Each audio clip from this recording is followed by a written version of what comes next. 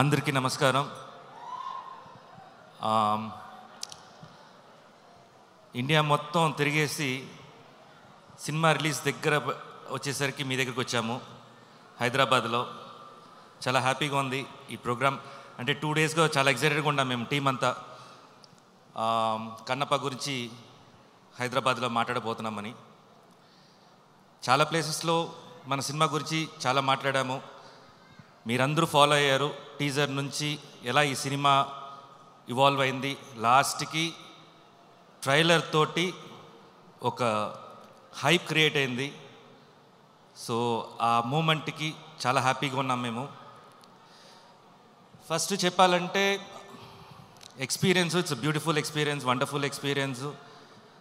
ఇన్ని రోజులు ఇన్ని మూవీస్ చేసింది ఒక ఎత్తు అయితే, ఈ కన్నప్పలో చేయడం ఇంకొక లెవెల్ చెప్పచ్చు.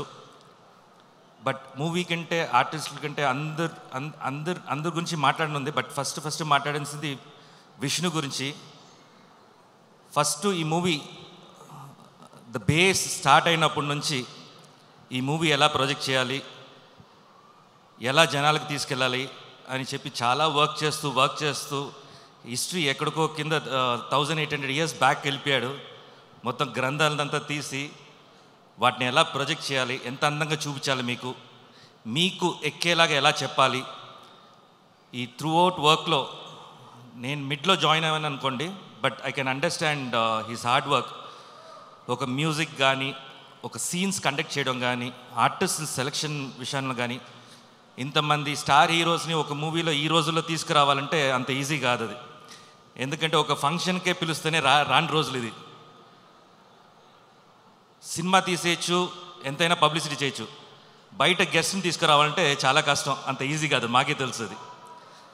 సో బాహుబలిలో ఆ లింగం, బాహుబలిలో శివుడి లింగం ఎలా వచ్చేసి ప్రభాస్ గారు తీసుకొచ్చారో,